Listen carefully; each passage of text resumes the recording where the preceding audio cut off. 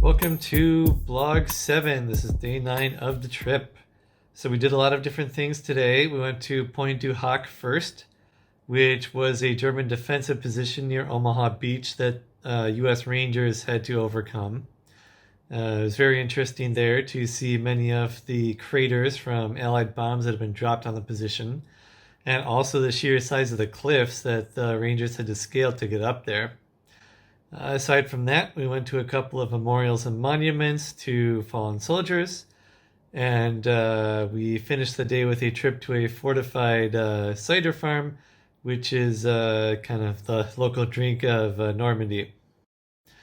So it was a busy day, but it was a day that also really reconfirmed the importance of geography, especially at Point du Hoc. Just seeing the change in the landscape of the bombing and the war, how it literally reshapes the terrain and the fields, and the sheer difficulty of scaling the cliffs that the Rangers had to overcome. I mean, you think scaling cliffs, yeah, it's hard, but when you see it and you're standing at the top of the cliffs, it's a whole nother deal. It seems virtually impossible from up there, and the fact that they did it and that they overcame that obstacle really shows what tremendous skill these guys had.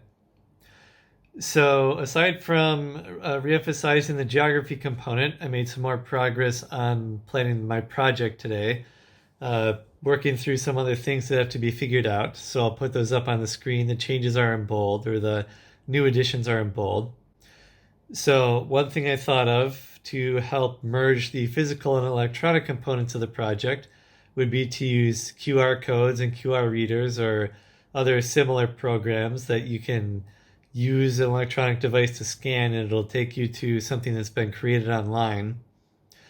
One of the biggest factors on my mind right now with this is whether or not it's critical that students actually are able to go to the location of the event.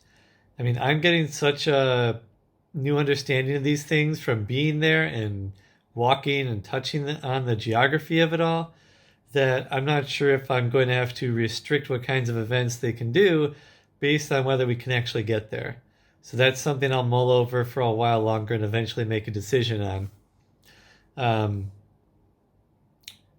I have made a decision that events must be of a type where students can interact with real people, not just to get information from already produced sources.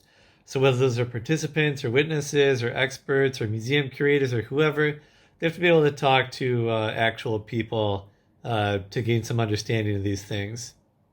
I believe that more than ever, that it's really important for students to get a feel of a place.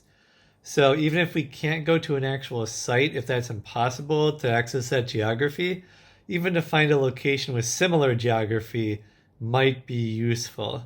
I'm not totally sure on that yet, but I think that it might be good. I've also come up with more detail on what I need to have in the lessons for students to go through. For source interpretation, things like identifying context clues, mostly for visual sources and artifacts.